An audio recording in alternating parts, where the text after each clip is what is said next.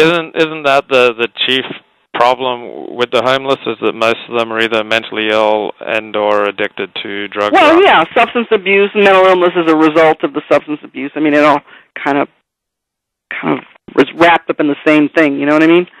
Yeah. But, yeah, it's, yeah, that was a tough one. It went on for a long time. One thing I often wonder about when I walk past homeless people is, I wonder, where are their families, and were they ever part of a community? Because... Well, I'll tell you about one case that really disturbed me. I remember we go out once a month walking through Skid Row to talk to people to see if they want to come in for housing and services. And I remember we met a lady as we were coming in, and there was a group of people. We were out there with the outreach staff from, homeless outreach coordinators and police and providers of service. And so, I saw this lady, and she'd clearly been out for a long time, and her face was very ruddy, and she had very bright blue-green eyes. And I remember that I was walking with one of the police officers, and we said, hey, would you like to get a bed tonight? Come on in, because, it's very dangerous for women in particular to be out there in the street like that. So she said no, and, we cannot force people to come in for services, so she said no. So, and I saw 2 days later in the newspaper, she had been killed about an hour after we saw her. Oh. Basically been beaten to death.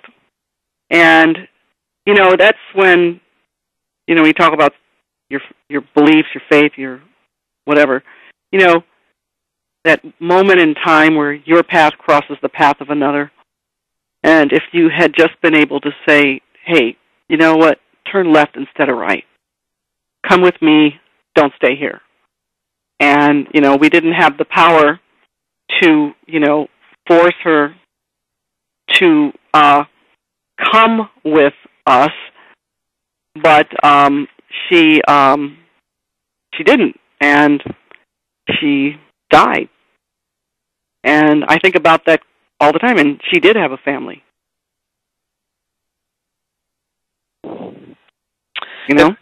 Yeah. It's like, it's the flip side of freedom. I've traveled around the world, and America's the freest country in the world, of which I'm aware. But the flip side of freedom is that you allow people to do what they want to do, even if it is to live on the streets where they're in danger of being beaten up. Yeah, I know. Exactly. And especially for women, I just, when somebody's mentally ill or suffering from substance abuse,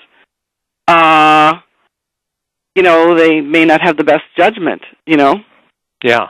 But I think about that all the time. I think about it almost every day.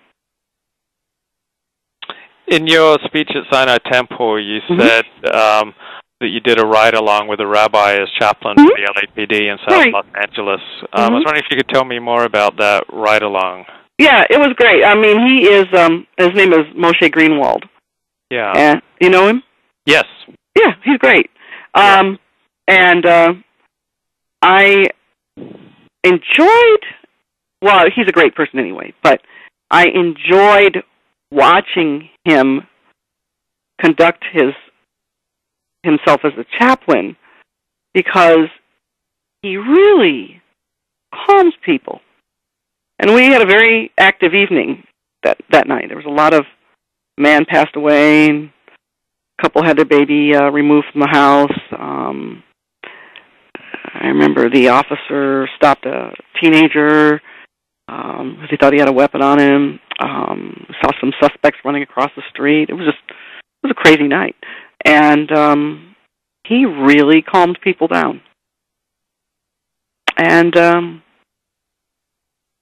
he had his kippah on, and, he has a beard, and he had his tallis on and all that, and under his jacket.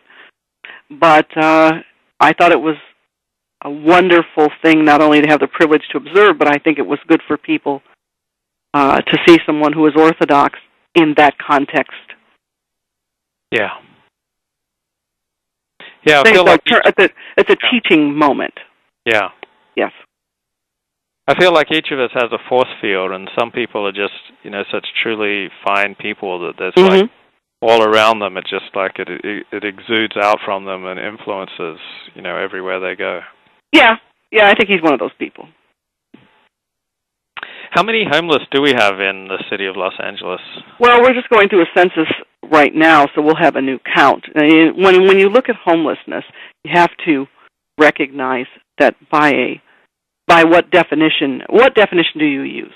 Homelessness is a person without a permanent home.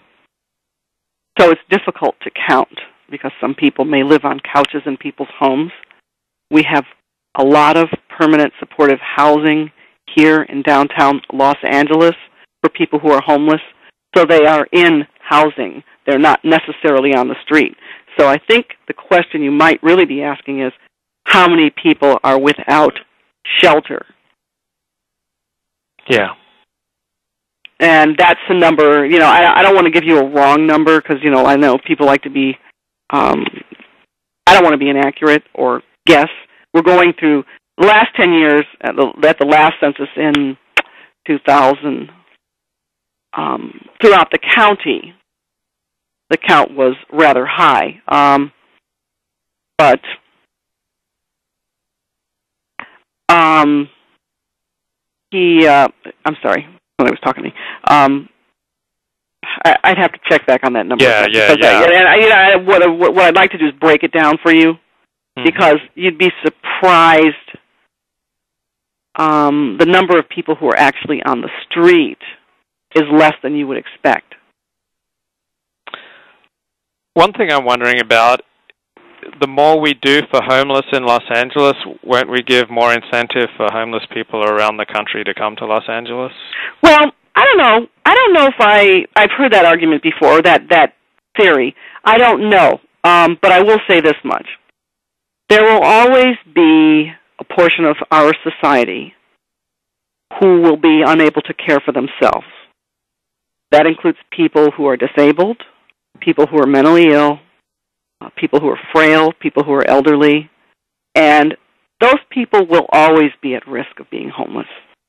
So from a societal perspective, I think that we have to always have a standard for making sure that we have a level of social service provision and housing for people who will always be in that situation. And I think to assume otherwise is to be unrealistic and probably a bit out of touch. Why do you want to run for mayor in 2013? Well, there's a number of reasons. I don't think I could condense it down into one sentence, but I can say that I want to bring our city into recovery.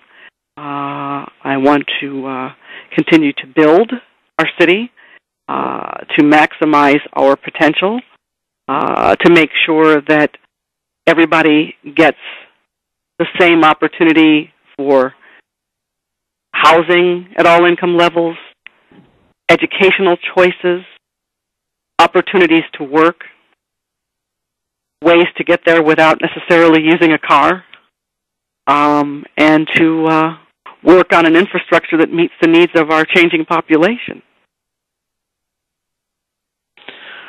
What do you think you could do about LA's very high unemployment rate? Like Los Angeles right now seems like a lousy place to open up a business. Well, I'll do what I'm doing today. We're going to vote, and I've been working on this project for a while, to build a new museum here in downtown Los Angeles on Grand Avenue. And we will have construction jobs, pre-construction jobs, opportunities to put people back to work, and then bringing in new jobs that did not exist before. I think everything that I have done, particularly in the larger projects, LA Live, the Staples, Nokia, the JW Marriott, the museum we're working on today, the brand new hotel that we'll be building down there at Wilshire and Figueroa. Again, new jobs that did not exist before. And because of the policies that we have evolved over the last several years here in the city and in the council for making sure that we hire locally and that we reach out through apprenticeship programs and make sure that we train people through local nonprofits. I started